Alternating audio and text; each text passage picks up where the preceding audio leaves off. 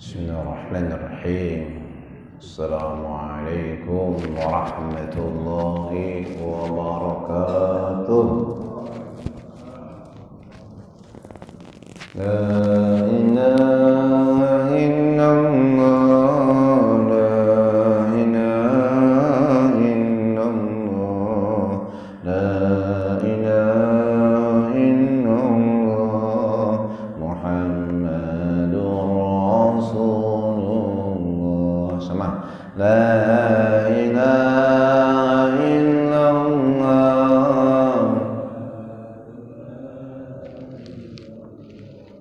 la ilaha illallah, Muhammadur Hasbi Rabbi Jalallah, ma fi qalbi illallah, Nur Muhammad sallallahu, la ilaha illallah, la ilaha illallah, la ilaha illallah, la ilaha illallah, Muhammadur. Alhamdulillahi rabbil alamin, nahmaduhu wa nasta'inuhu wa nastaghfiruh wa na'udzu billahi min shururi anfusina wa min sayyiati a'malina. May yahdihillahu fala mudilla lahu wa may yudlil fala hadiya lahu. Asyhadu an la ilaha illallah wahdahu la syarika lahu wa asyhadu anna Muhammadan 'abduhu wa rasuluh la nabiyya ba'dah. Allahumma salli wa sallim wa barik ala sayyidina wa habibina wa syafi'ina wa maulana Muhammad sallallahu alaihi wasallam wa ala alihi wa ashabihi ajma'in. Amma ba'du. Hadratul mukarramin, para alim ulama, para asatid, tokoh masyarakat, pengurus DKM Masjid Az-Zahra, Pengurus Yayasan, Bapak, Ibu, saudaraku yang mulia dan dimuliakan Allah Subhanahu wa taala.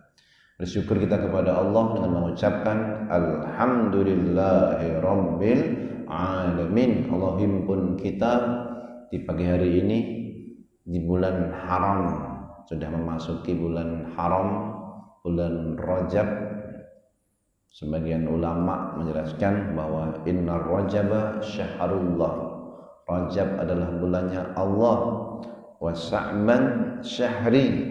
Sa'ban adalah bulanku, kata Kanjeng Nabi.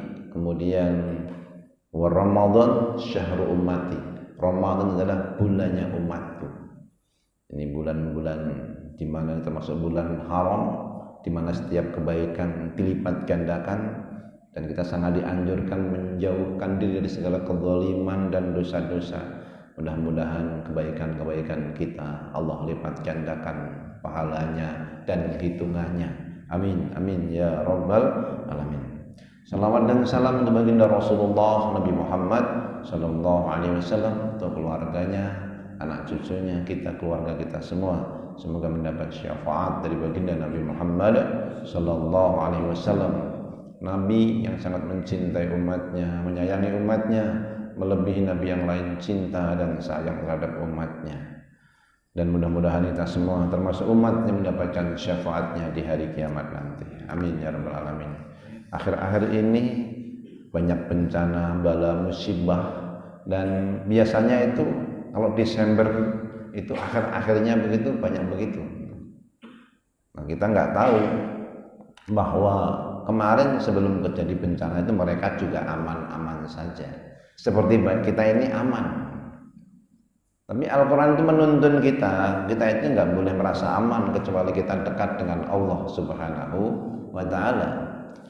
Aamintum man fis samaa'i an yasifa bikumul ardha fa idza hiya tamur.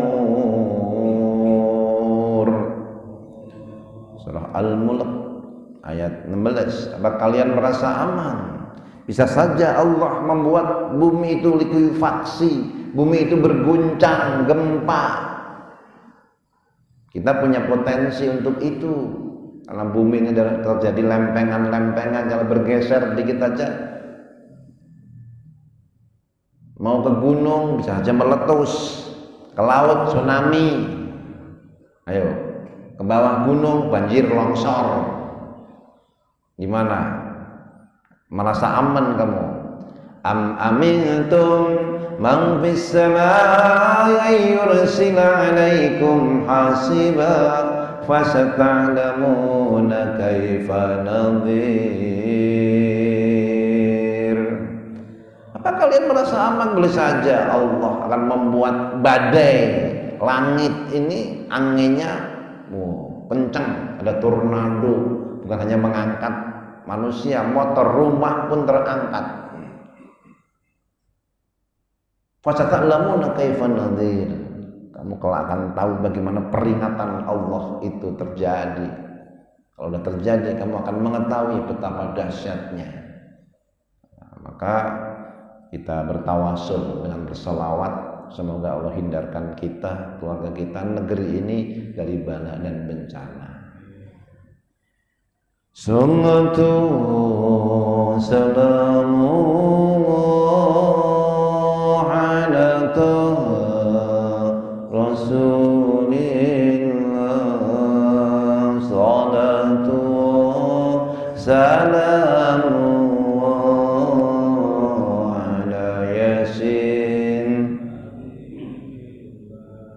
tawassalna bismillah wa bil hadi rasulillah,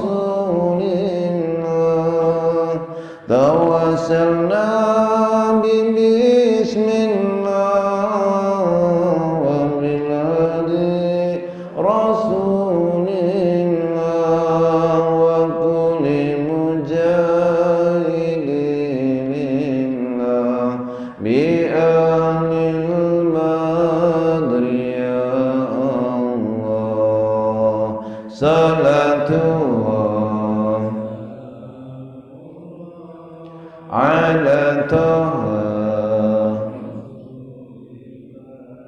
salatullah salamu ala Yasin ilahi salimil ummah minal afati wan nikmah, ilahi salimil ummah minal afati wan nikmah, wa min amin wa min bi'anil badri ya Allah. Sekali lagi, salatu ala Taha rasulillah, salatullah ala Yasin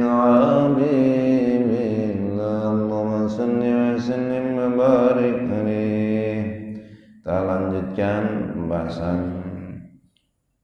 ini. Kita membahas buku baru, dakwah Qur'ani yang saya tulis, dakwah wasatiyah.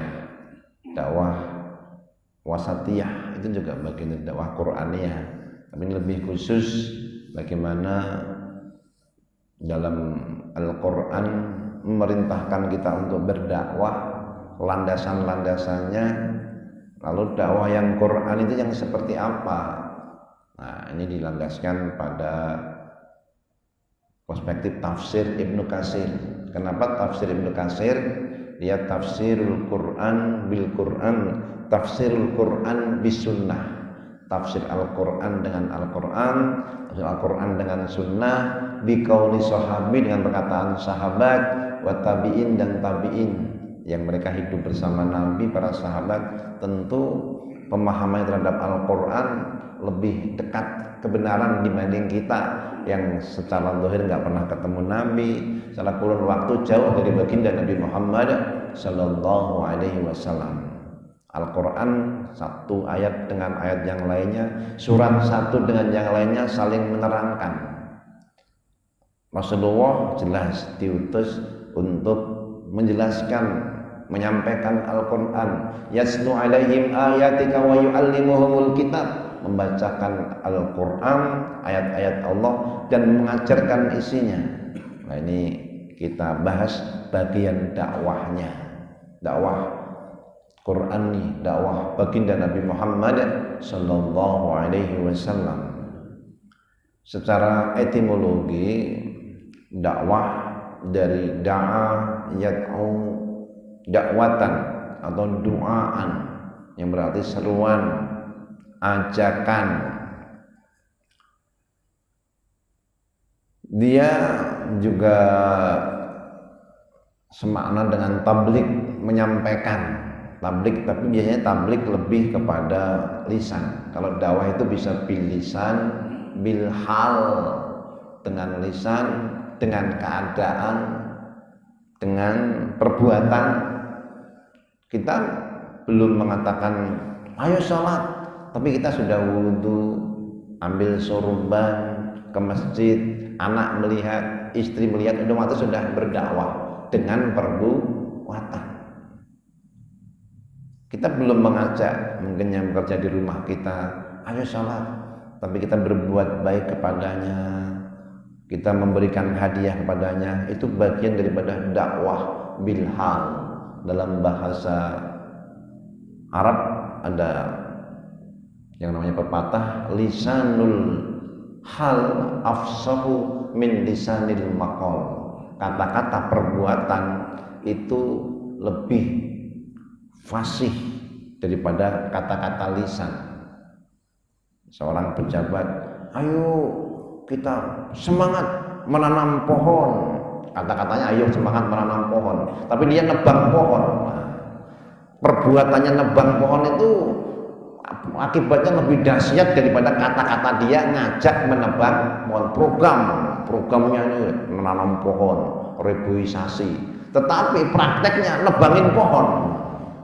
Itu nebangin pohon tuh lebih dahsyat gitu dibanding kata-kata dia yang ngajak menanam pohon. Tapi kata-kata itu baik, benar. Bahkan Nabi pun ngasih tahu, in kana fikum fasilatun, in kana atau idza kana fi ahadikum, in kana tisa'ah, kalau besok di kiamat, wa fi yadi ahadikum, di salah satu tangan di antara kalian fasilah, ada benih, fala yagrisha, hendaklah dia tanam besok kiamat.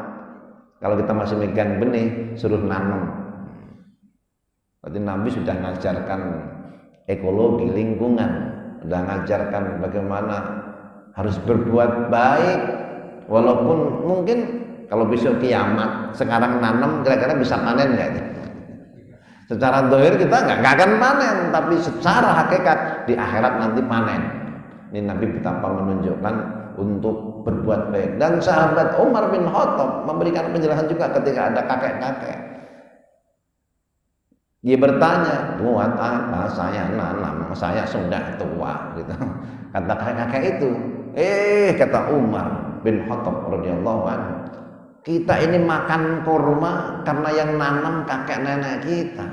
Kalau kita nggak mau menanam, buat anak cucu kita mana?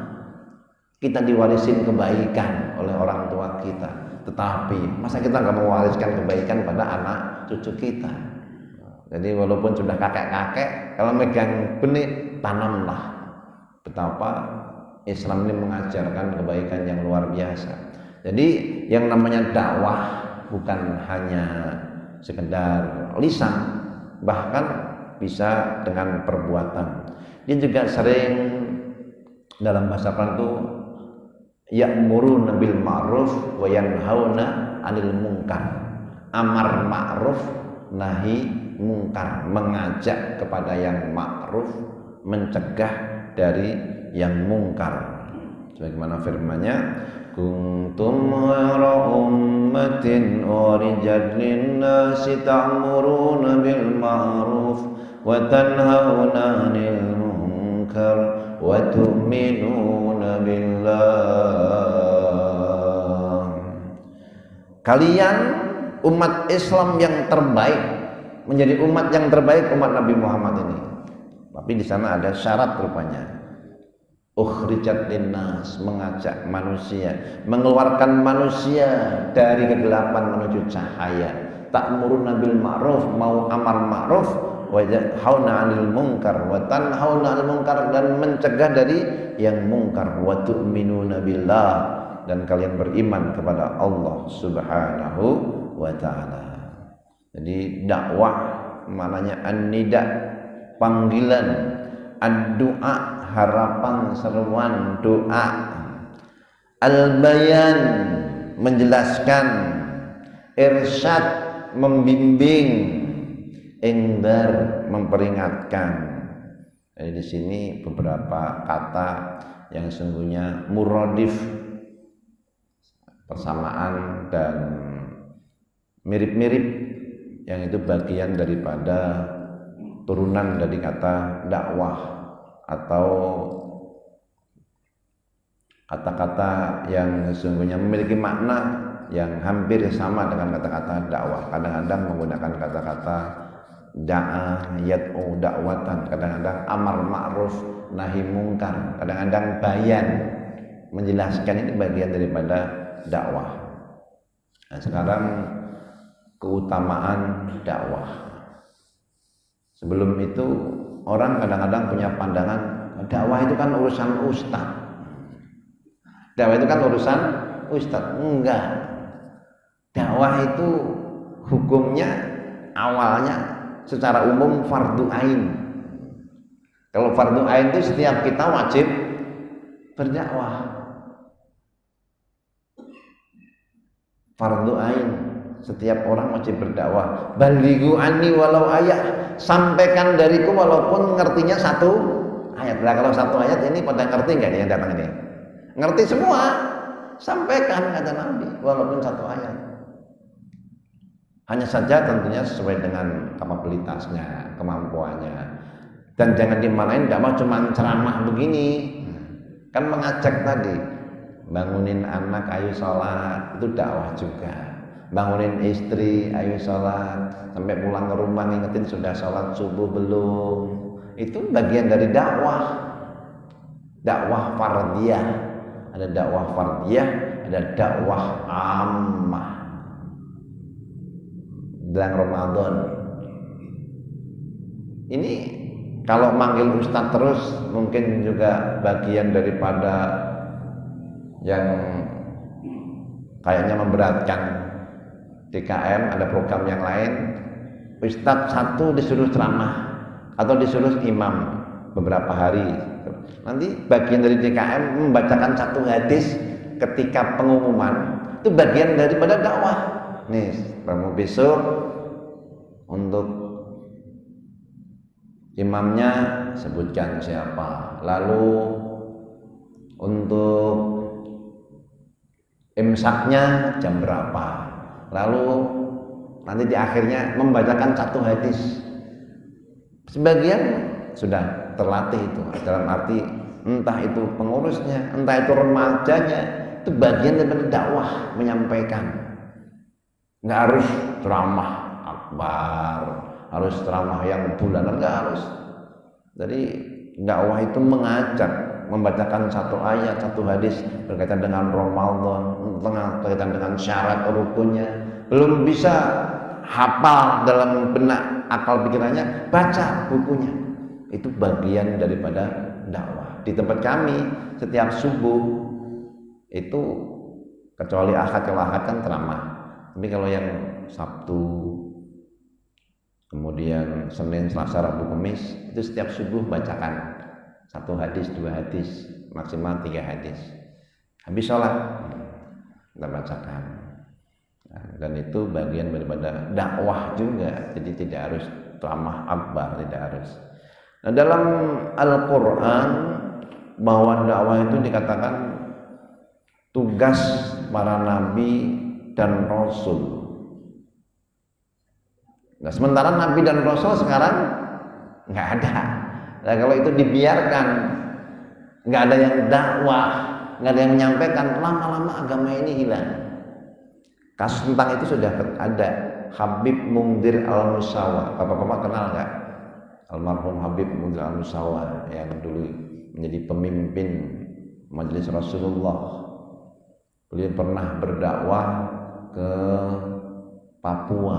Di Papua itu ada suku yang dalam waktu tertentu dia menyembah-nyembah kotak begitu, memuliakan kotak itu. Ini ternyata dianggapnya kotak suci. Lalu sama beliau ditunjukkan kotak itu. Ketika dibuka, isinya itu Al-Quran.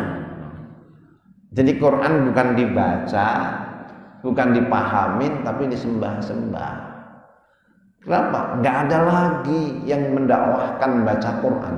Maka bisa abata ngajarin alif ba ta, metode umi, metode kilawati, metode iqra di masjid-masjid itu bagian dakwah yang luar biasa gitu.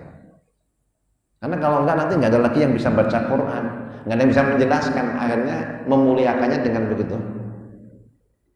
Itu udah ratusan tahun kitab itu di dalam kotak itu. Kenapa? Nggak ada lagi yang mengajarkan. Nah, di sini penting untuk senantiasa menjalankan dakwah ini.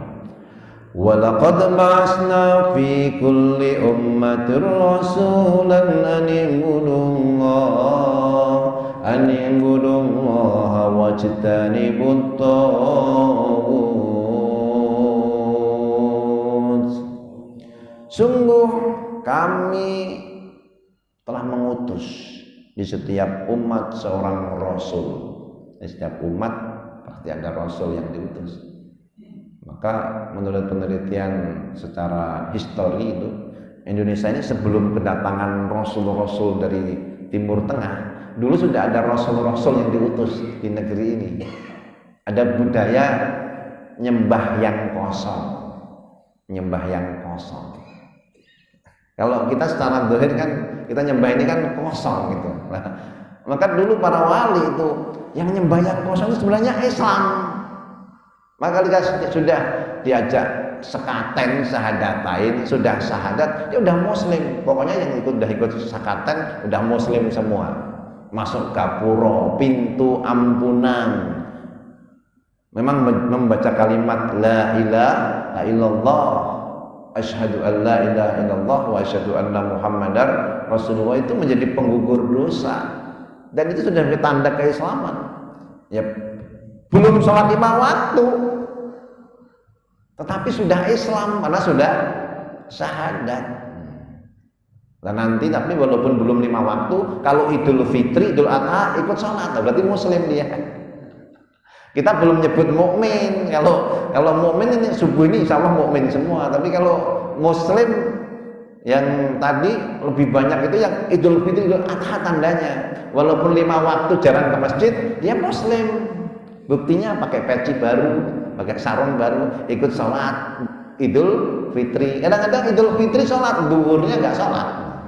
Nah memang bukan orang mukmin, baru muslim. Itu terjadi. Idul Fitri di kampung itu penuh sampai ke jalan-jalan. Tapi duhur satu baris. Nanti kota-kota juga ada yang model begitu. Halo? Kita kan belum berbasis ilmu, tapi baru berbasis budaya Islam kita. Tapi kalau yang udah ikut kuliah subuh ini insya Allah sudah berbasis ilmu. Amin. Ya Rabbal Alamin.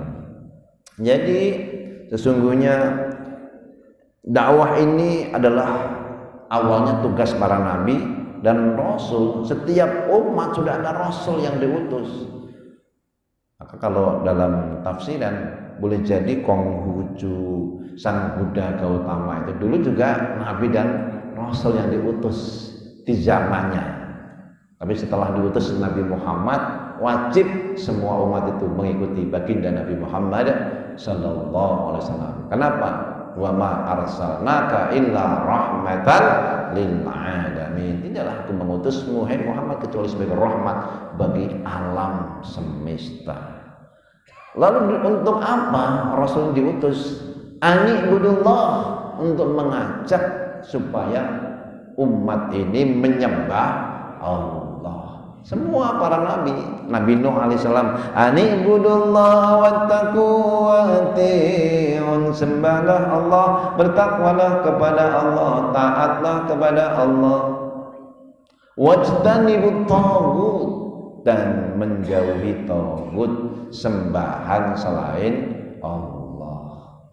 Itu taghut, sembahan selain Allah. Nah, kenapa diutus para rasul? Li'alla yakuna linnas 'alallahi hujjah, supaya manusia nanti di hadapan Allah tidak beralasan. Habis aku nggak tahu kalau ada agama yang benar, nah, biar nggak ada alasan. Aku nggak tahu kalau ada Tuhan yang menciptakan, nggak tahu gimana, ada rasul yang ngasih tahu.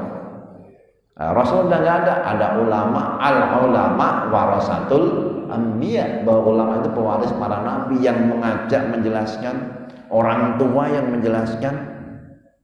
Di sini pentingnya untuk senantiasa berdakwah dalam keluarga. Dimulainya itu ku anfusakum wa ahlikum naro, jagalah dirimu dan keluargamu dari api neraka.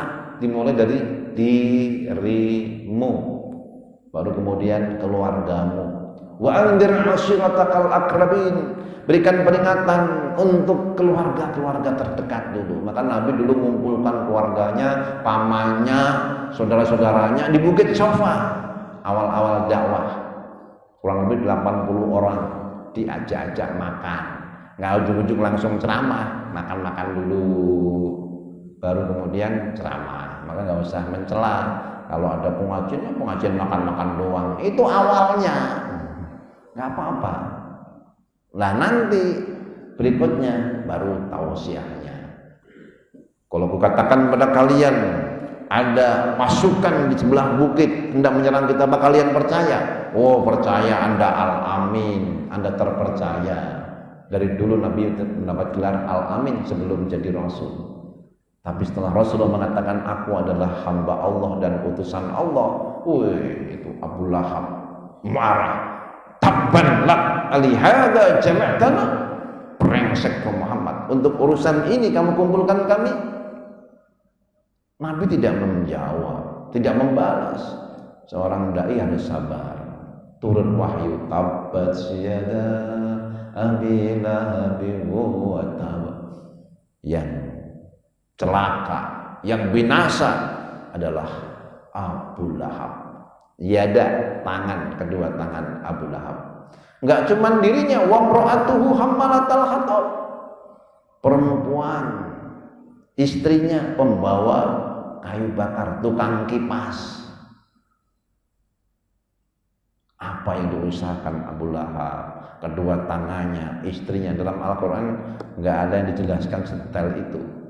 Yang celaka, yang binasa bukan hanya usahanya, bukan hanya tangannya, bukan hanya hartanya, sampai istrinya juga disebut. Itulah pembalasan dari Allah. Nabi Muhammad tetap sabar. Nah, kita kalau dalam berdakwah kok belum didengar sabar. Bangunin anak itu nggak cukup sekali. Tahajud ya kita bangunin, subuh kita bangunin. Habis subuh pulang-pulang belum bangun, bangunin lagi. Anak-anak yang TPA itu kalau berangkat jam 6 udah pada sampai ke rumah, udah sholat belum? Belum sholat sampai subuh. Jadi walaupun sudah lewat, tetap harus kita sama sholat. Kenapa? Dulu Rasulullah pernah bangun kesiangan. Sahabat Abu Bakar bangun, takut, nggak berani membangunkan. Umar dengan suara kerasnya, "Kum, bangun. Matahari udah terbit." Kenapa? Kemarin ada perang sampai malam pada kecapean. Bilal dikasih tahu, nanti bangunin, kamu yang jaga. Jelang subuh Bilal itu nggak kuat, akhirnya tiduran. Karena tiduran semalaman jaga akhirnya tidur beneran. Ya Bilal, gimana kamu? Ya Rasulullah, sebagaimana ngantuk menimpa Anda juga menimpa saya. Lalu waktu duha baru pada bangun, matahari udah naik. Rasulullah perintahkan, ayo pada wudhu. Ya Bilal, adzan. Bilal adzan di waktu sudah matahari terbit. Adzan subuh diqadha.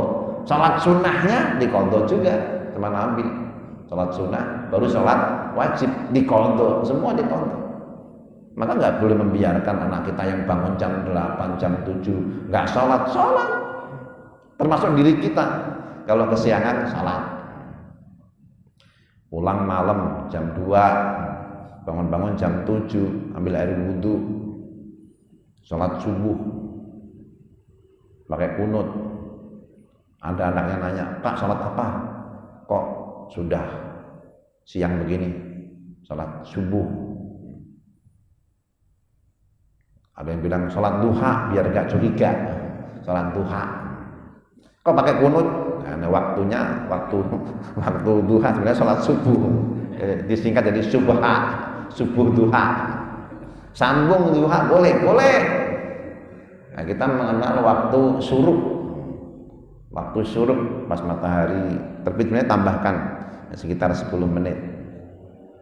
Nah, syuruk itu juga awal dari duha. Syuruk itu salat syuruk, salat duha. Di sana ada zikir yang Nabi ajarin sebenarnya kepada istri beliau, Siti Juwariyah.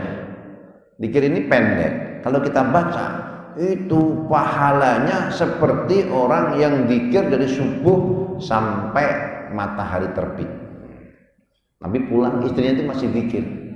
Jadi istri-istri Nabi itu ya memang luar biasa. Beliau ke masjid, pulang sudah waktu duha, istrinya masih zikir. Istri panjenengan kayak gitu enggak?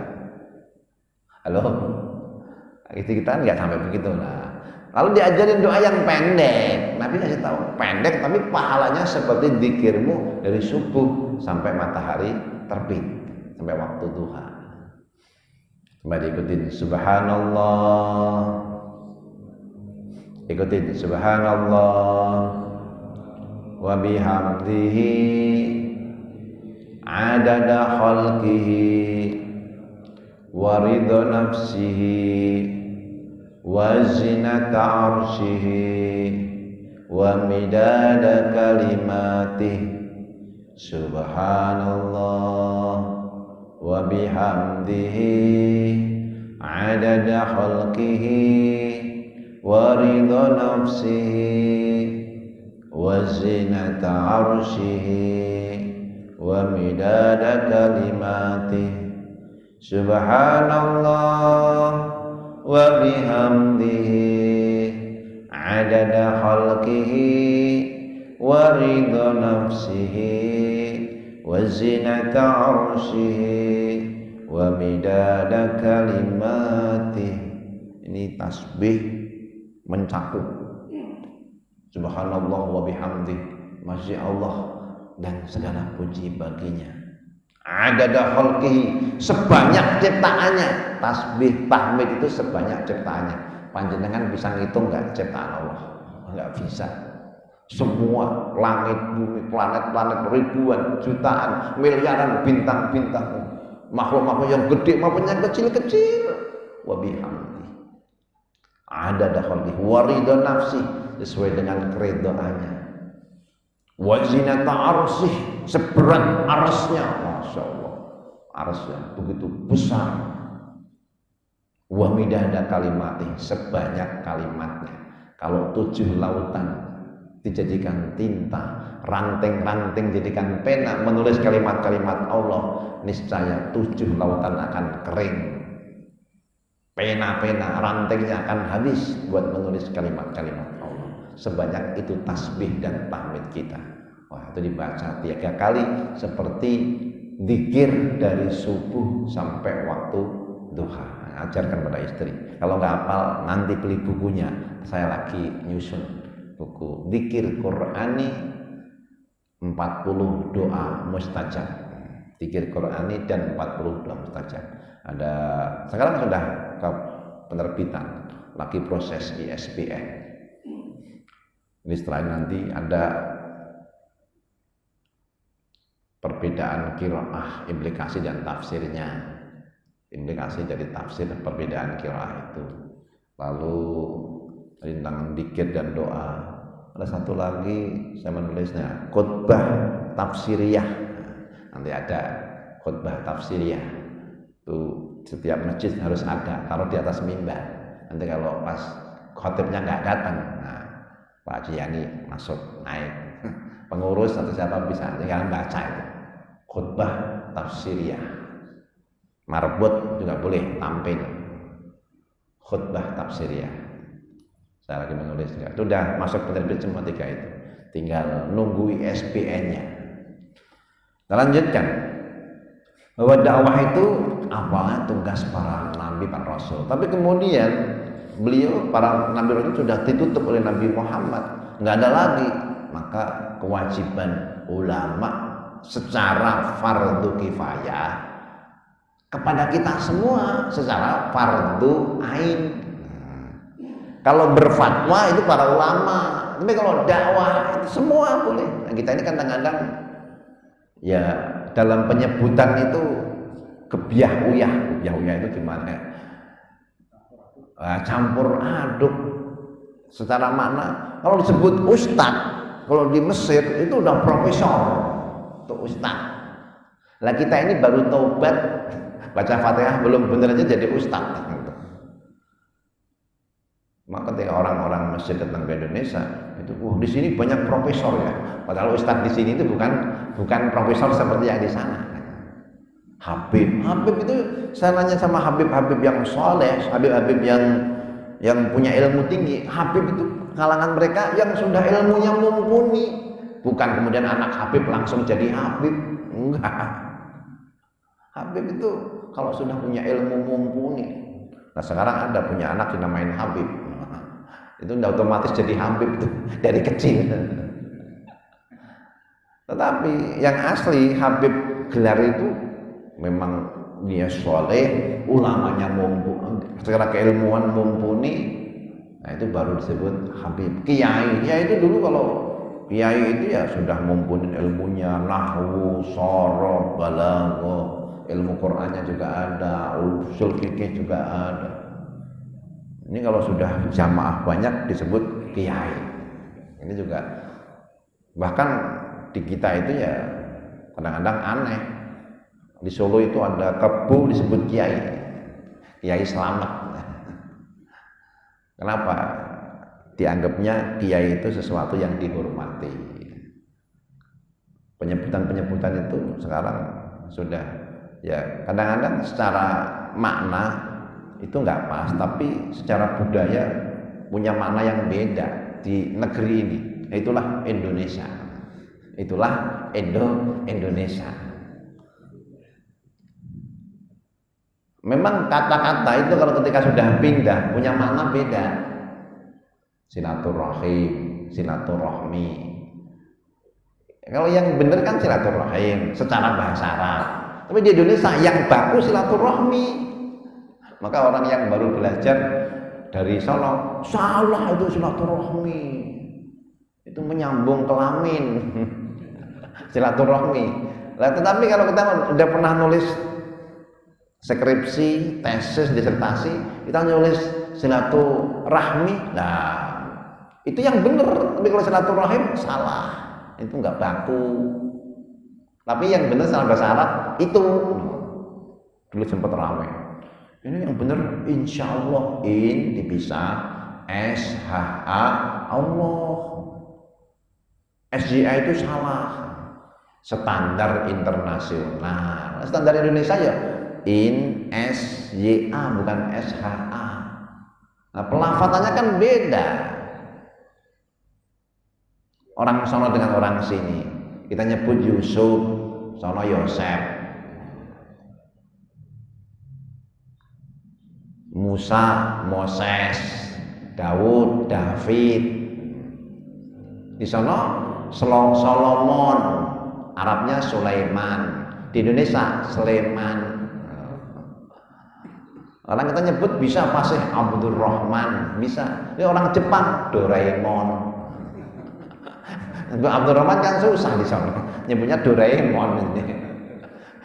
Kita Muhammad aja di Betawi jadi Mehmet. Di Turki Mehmet. Itu Muhammad juga. Ahmad jadi Ahmed. Secara lisan memang kadang-kadang penyebutan itu beda. Nah kita seorang dai harus memahamin itu yang dimaksud gitu. Nggak kemudian mudah nyalahin gitu. Nggak mudah nyalahin. Kembali lagi. Jadi dakwah itu misi utama Nabi Muhammad SAW sebagai penutup para rasul. Nah, kita kalau berdakwah itu ya lagi menjalankan misi utama kenabian. Ya ayyuhan nabiyyu inna arsalnaka syahida wa mubasysyiran wa nadhira wa da'iyan ila Allah bi'idznihi wa sirajan munira. Wahai Nabi, sesungguhnya kami mengutusmu sebagai saksi. Panjenengan jangan ngira begini nggak disaksiin Nabi, disaksiin secara hakikat, disaksiin. Innama tu'radu alayya a'malukum, amalmu disampaikan kepadaku. Si fulan lagi duduk di majelis ilmu, si fulan lagi ngaji, lagi sholat, disampaikan sama Nabi. Bukan hanya baiknya, buruknya juga. Fama ra'aitu min khairin hamidullah. Yang kulihat amal umat ini kalau baik aku memuji Allah. Wa ma ra'aitu min syarrin, yang kulihat kok buruk, istighfarullah, aku mohon ampun kepada Allah. Jadi Nabi itu ngikutin kita, menyertai kita. Wa'lamu anna fikum Rasulullah, ketahuilah di tengah-tengah kalian ada Rasulullah. Cuman kita kadang-kadang nggak sadar Rasulullah bersama kita. Syahidan, sebagai saksi di hari kiamat nanti. Wa mubasyiran, dalam kehidupan dunia ini juga. Wa mubasyiran, pembawa kabar gembira bagi orang yang beriman. Wa basyiril mu'minin, berikan kabar gembira bagi orang yang beriman. Mubasyiran. Kemudian nadhira, mubasyir wa nadhira, dan pembawa peringatan bagi orang-orang yang kafir. Bi'awasyiril mu'minin bi'anna lahum minallah fadlan kabira, punya karunia yang besar. Kemudian orang yang kafir dikasih peringatan akan ada azab, siksa. Wa da'iyan ilallahi bi'idnihi wa sirajan munira, dan mengajak ke jalan Allah dengan izinnya, sirajan munira, dan sebagai cahaya munira yang menerangi. Kita mengenal menara, menerangi, munira. Biasanya kalau di laut ada menara, tapi menaranya itu kalau dalam masjid-masjid itu ada menara, itu di atasnya ada lampu menerangi juga. Bukan hanya lampu, dulu buat adzan, menerangi hati-hati yang gelap. Munira, kita mengenal Madinah Al-Munawwarah, Madinah yang berkilauan, yang terang berkilauan, Munawwarah. Munira, yang menerangi. Jadi Nabi Muhammad diutus sebagai syahid, saksi, mubasyiran, pembawa kabar gembira, nadhira, bawa peringatan, wa da'iyan ilallah, mengajak ke jalan Allah. Maka kita berdakwah itu ya lagi meneladani dan mewarisi tugas kenabian. Jadi jangan dianggap cuman tugasnya ustaz. Jadi awalnya fardu ain buat secara umum, fardu kifayah itu secara khusus. Dakwah yang istilahnya yang besar-besar, kemudian memerlukan ilmu khusus. Tapi kalau secara umum mengajak itu adalah fardu ain. Dakwah itu tanda kalau kita ngikutin sunnah Nabi. Orang yang berdakwah itu ngikutin sunnah Nabi. Kita mengajak keluarga, mengajak saudara, mengajak karyawan, itu ngikutin sunnah Nabi. Hadhi sabili ad'u ilallah ala basyiratin ana wa man ittaba'ani. Inilah, katakan inilah jalanku mengajak ke jalan Allah. Jangan dikira kata-kata ustadz itu lebih dahsyat, kata-kata direktur itu lebih dahsyat buat karyawan dibanding kata-kata ustadz. Kata-kata orang kaya itu lebih dahsyat buat fakir miskin dibanding kata-kata ustadz. Saya itu setiap malam Jumat ya, ada undangan yang di sana itu meminta kita, udah hampir 15 tahun gitu. Setiap malam Jumat ada tahajud dari jam 1 sampai jam 2 kurang lebih. Tapi setelah jam 2 ada santunannya. Itu fakir miskin, yatim piatu. Semangat itu. Bangun jam 12, berangkat. Jam pulang-pulang jam 3. Setiap malam Jumat. Dan itu dijalankan. Bisa. Kenapa? Yang ngajak orang kaya.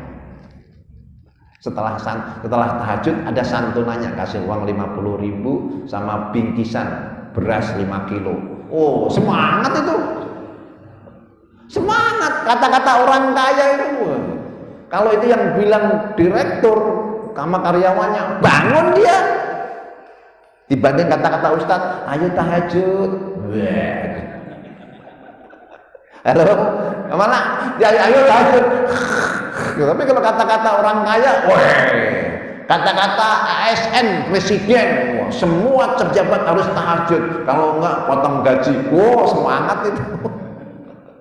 Halo? Iya, bener itu.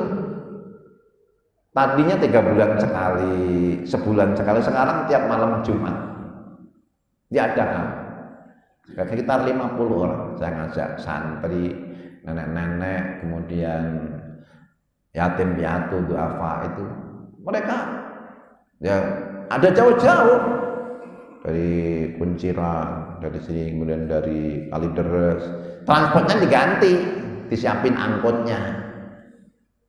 Saya nyiapin mobil, kadang-kadang 1, kadang-kadang 2, ada 15 orang ikut. Kita diganti juga tuh bensinnya, buat bensin diganti. Itu melatih untuk bisa istiqomah. Maka yang dakwah bukan hanya ustadz tadi, orang kaya dengan hartanya, ustadz dengan ilmunya, pejabat dengan jabatannya. Kalau Pak Gubernur, Wali Kota, Pak Camat, seluruh staf wajib zuhur berjamaah. Loh, mereka itu berjamaah semua karyawannya. Kalau nggak berjamaah, saya pindahin ke Pulau Seribu, ke Pulau Nusa Kambangan. Itu jenderal bilang sama kopral-kopralnya, sami'na wa ata'na, siap.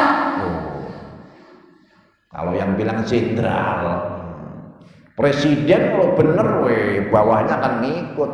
Tapi kalau nggak bener ya omon-omon. Kalau bener ikut bawahnya, pimpinan. Kalau pimpinan ini bener, yang lain ngikut. Tapi kalau nggak bener ya bisa rusak. Mudah-mudahan Allah berikan pemimpin negeri ini pemimpin yang baik-baik, yang benar, yang cerdas, yang mensejahterakan rakyat.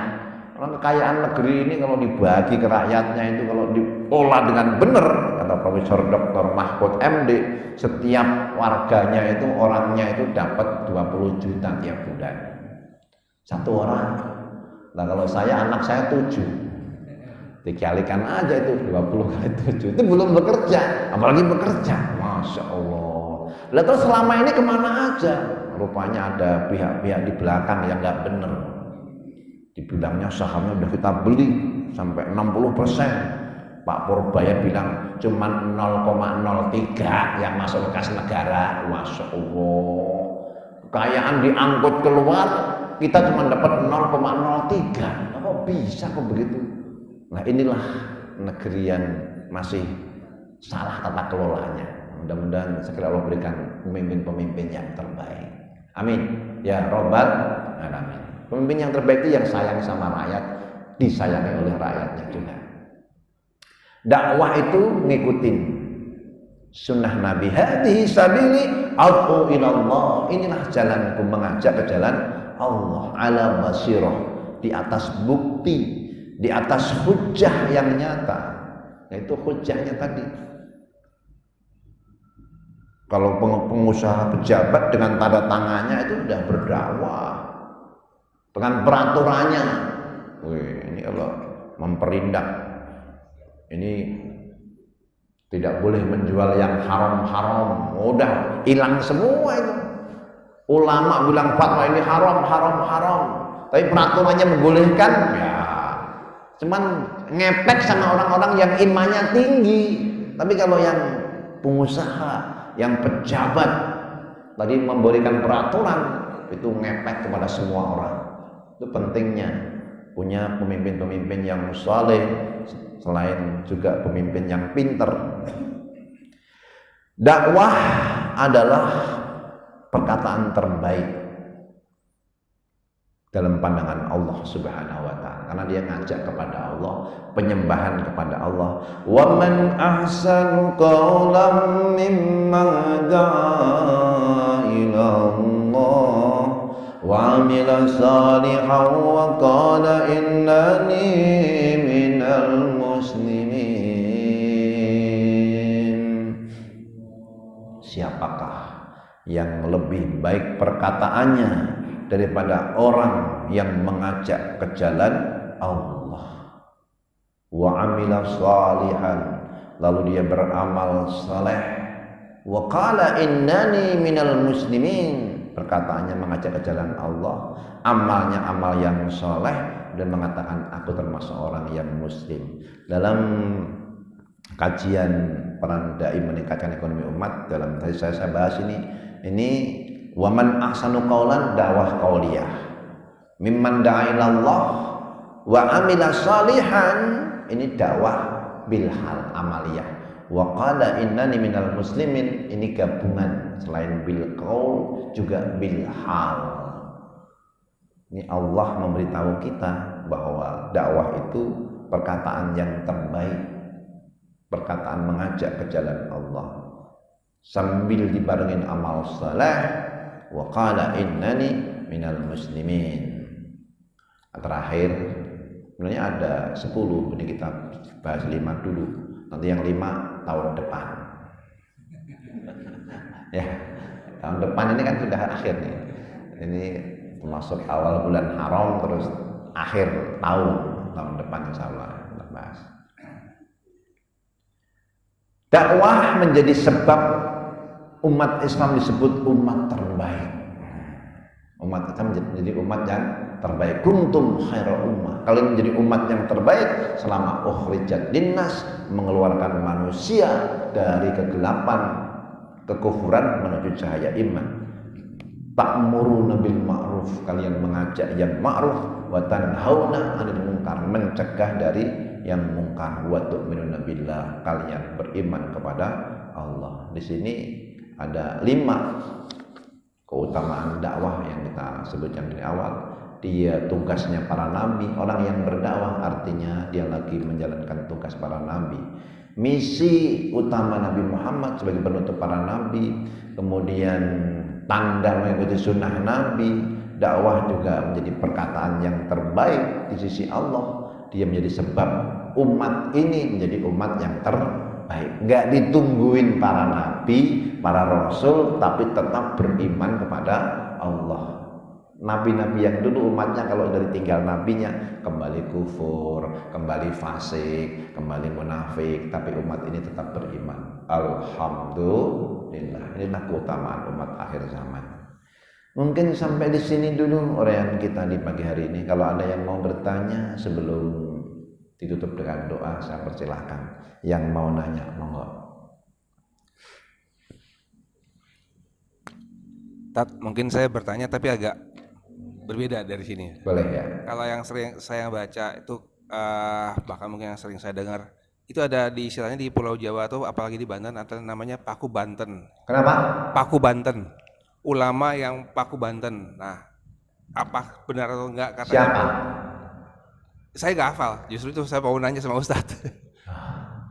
Apakah ada, maksudnya setiap tempat itu ada semacam kayak penjaga lah istilahnya kalau gitu, Tat.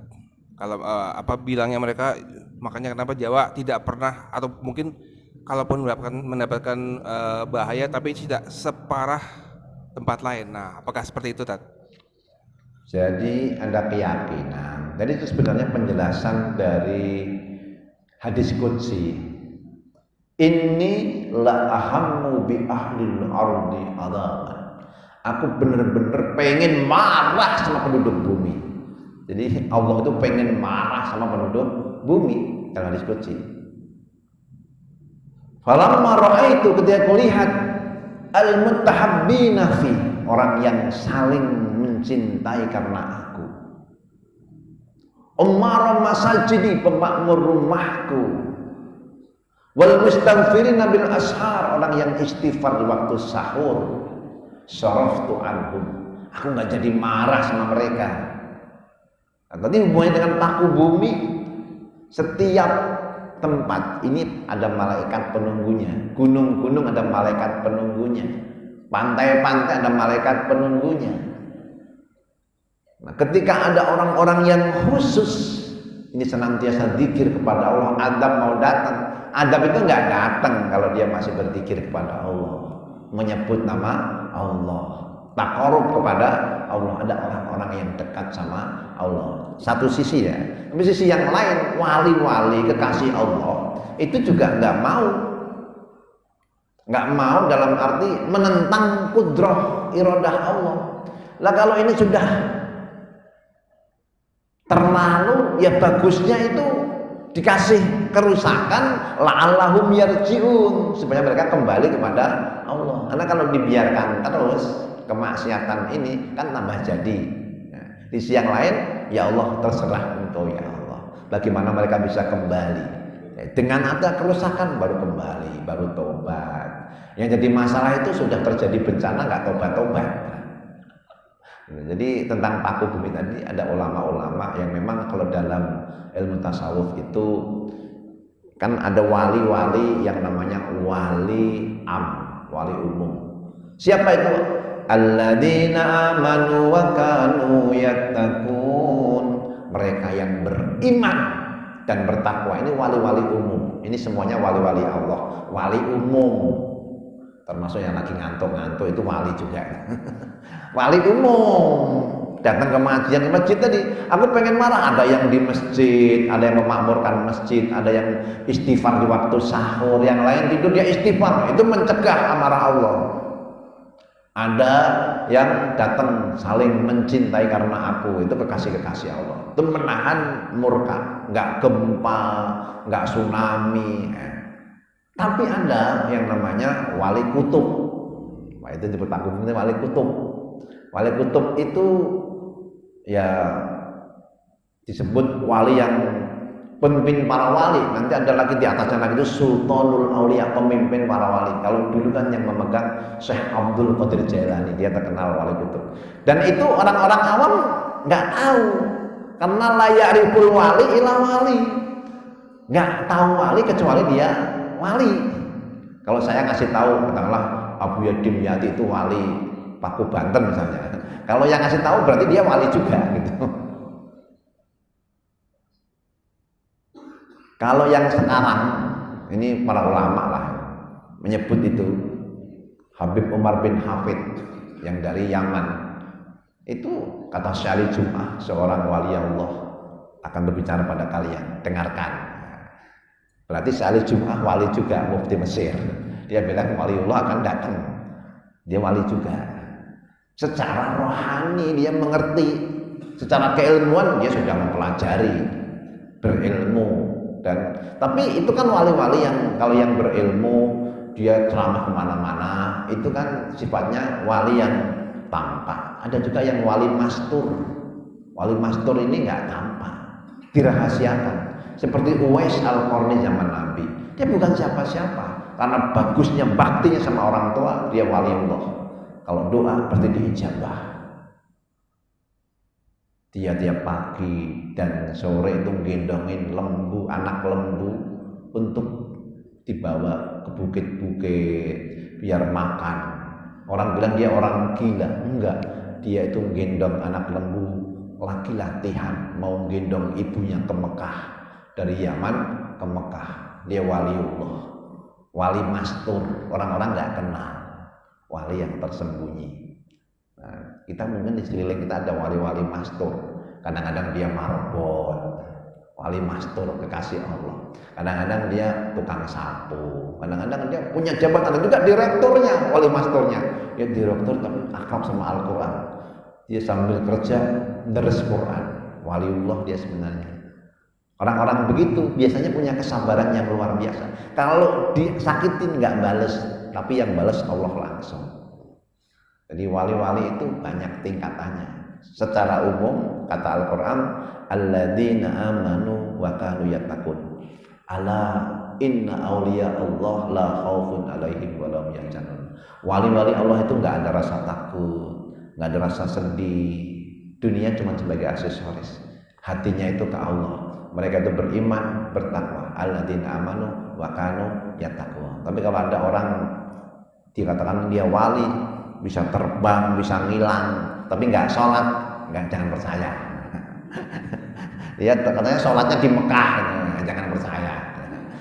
Nanti panjenengan ikut-ikutan ngilang nggak balik lagi, kan payah gitu. Jadi wali-wali itu bertingkat-tingkat. Tapi secara umum orang yang beriman bertakwa itu wali-wali Allah. Nah, wali kutub itu orang yang istimewa. Di kampung itu ada yang istimewa mesti.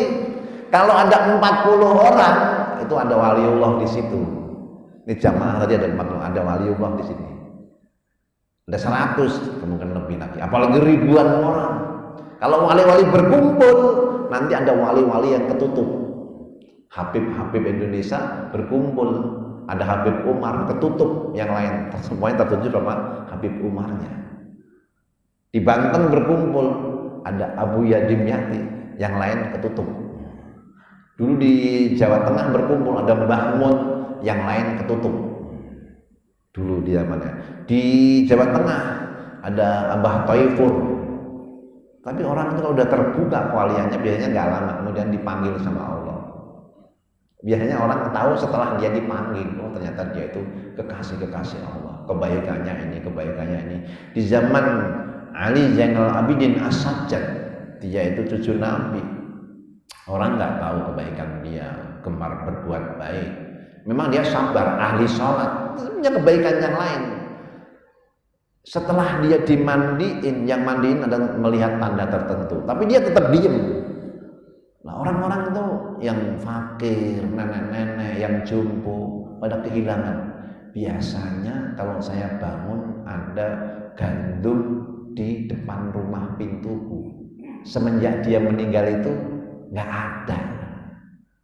Katanya mandiin, pantesan aku lihat ini punggungnya itu ada kapal hitam kosong. Rupanya setiap malam dia keluar membagi gandum-gandum itu sendiri ke depan pintu rumah orang-orang yang tidak mampu.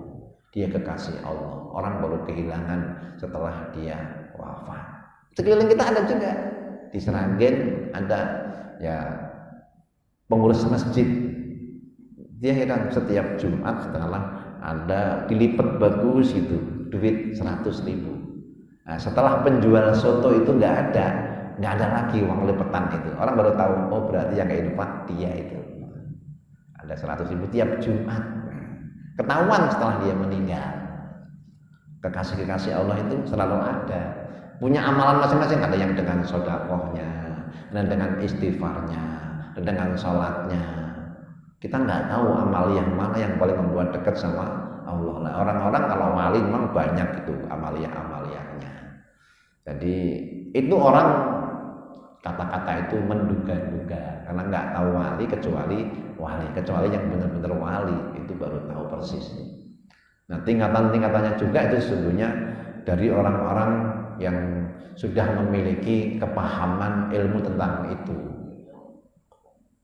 Kalau nggak ngerti, nggak dianggap wali juga. dia bahkan diludahin, bahkan nggak dianggap. Sama ilmu orang alim itu la ya'riful alim ilal alim. Orang nggak tahu orang yang alim kecuali sama-sama alim. Orang yang nggak tahu mencemooh dan lain sebagainya, nggak tahu. Orang yang baru belajar S1 itu kadang-kadang menjelek-jelekan dokter dan lain sebagainya. Tapi kalau yang sudah belajar, ternyata susah bikin disertasi itu. Ternyata kuliah doktoral itu titik koma aja diperhatikan susah gitu. Orang baru menyadari. Tapi kalau orang yang baru belajar itu jelek-jelekin profesor dan lain-lain. Kenapa? Dia belum belajar sampai ke sana. Wali-wali juga begitu. Kadang-kadang orang yang nggak ngerti, nggak selevel imannya, jelek-jelekin. Sama. Dulu nggak tahu Rasulullah, orang Taif ngelimparin Nabi, tapi setelah tahu baru, setelah Muslim, setelah belajar Islam baru memuliakan Nabi. Jadi kemuliaan itu diperoleh karena dia ngerti, sudah selevel. Nah, panjenengan ini yang duduk nih, ini insya Allah udah tingkatan para wali-wali, walaupun wali umum. Masih wali awam, tapi tidak wali ini, ngerti pentingnya jamaah, sehingga jamaah. Tapi bagi orang yang nggak ngerti, lewat aja. Ada sholat lewat, tapi yang ngerti, berkumpul di situ kekasih Allah, ngumpul. Kenapa? Almar'u ma'aman ahabba. Orang yang dikumpulkan bersama orang yang dicintai. Semoga Allah kumpulkan kita semuanya kelak dalam surganya. Amin ya rabbal alamin. Bermunajat kita kepada Allah. A'udzubillahi minasyaitonirrajim. Bismillahirrahmanirrahim. Alhamdulillahirabbil alamin. Allahumma shalli ala sayyidina Muhammad wa ala alihi wa ashabihi ajmain. Ya Allah ya Karim, ya Rahman ya Rahim, ya Qawi ya Hakim ya Dzal Jalali wal Ikram. Allahumma inna nas'aluka ridhaka wal jannah wa na'udzubika min sakhatika wan nar. Rabbana atina fid dunya hasanah fil akhirati hasanah wa qina adzaban nar. Rabbana hab lana min ladunka dzurriyyatan thayyibah innaka sami'ud du'a. Subhana rabbika rabbil izzati amma yasifun wa salamun alal mursalin walhamdulillahi rabbil alamin. Subhanakallahumma wa bihamdika asyhadu an la ilaha illa anta astaghfiruka wa atubu ilaik. Wassalamualaikum warahmatullahi wabarakatuh.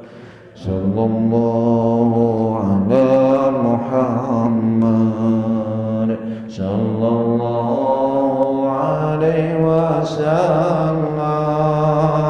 Sallallahu ala Muhammad sallallahu alaihi wasallam.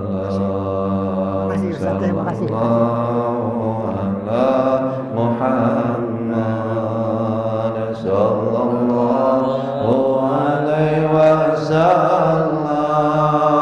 Sallallahu ala Muhammad ya Rabbi shalli wa sallim wa sallim wa barik alaihi.